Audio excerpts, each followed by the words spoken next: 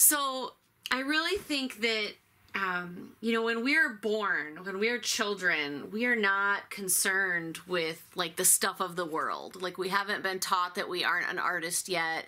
No one has come in and told us all the things we can't do or that we're not attractive and all of those lies. You know, when we're born, we just believe that we are magical, fabulous creatures and express ourselves loudly and boldly from the beginning. And when we talk about being a woman on leash, it's kind of getting back to that authentic version of ourselves instead of this conditioned self that's full of all these lies. And so for me, when I'm starting an intuitive process and I want to think about kind of chucking out my fears and letting those things go and getting back to who I was, I find it helpful just to have a picture on hand. And I think that, you know, so often over and over again in my life, as I've made strides towards moving forward, I've found that it often results in going back. And so into thinking about, you know, what did I love as a kid? Well, I loved art as a kid, and then I was taught that I wasn't an artist. And then, you know, it wasn't until I was in my 20s and 30s then that all of a sudden I was like, oh wait, I can be an artist again. So if you have a photo handy and it would make you happy to look at it, feel free to grab one.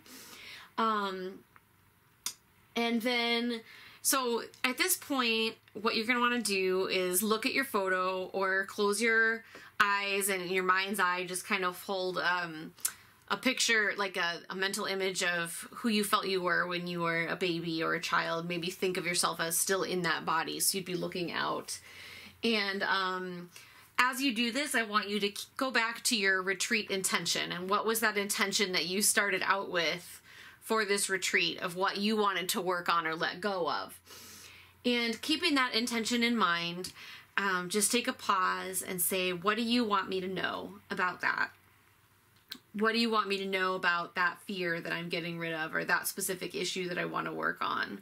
And just kind of hold that in your mind. And as we're working through this session, you're going to want to just keep coming back to that, because this is about using your intuition to receive a message from your soul. And so I like to just have little Allyson looking over at me. I just kind of prop her up so she'll disappear from the frame here as I put her on the back of my desk, and just, you know, what does she want me to know today?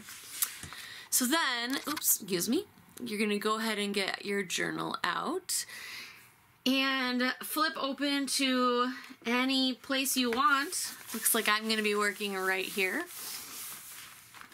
And you're going to want to go ahead and get out your paint in whatever colors you've chosen. And then what you're going to do is just squirt a little bit right on your pages. And this does not have to be a lot. It will work better if it's not. And then you're going to take your plastic card and just scrape it and see. And this is really neat because this pink is actually a lot brighter than I thought it was going to be, but I have these pink pages in here. So how cool is that it just matches exactly? And that's just, you know, the fun of not knowing what will happen when we do these things. And if you're working on paper that's not smashed up, this will go even flatter.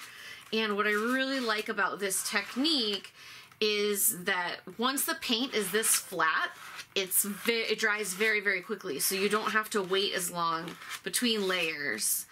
So you can go ahead then and add, you know, a second color if you want to.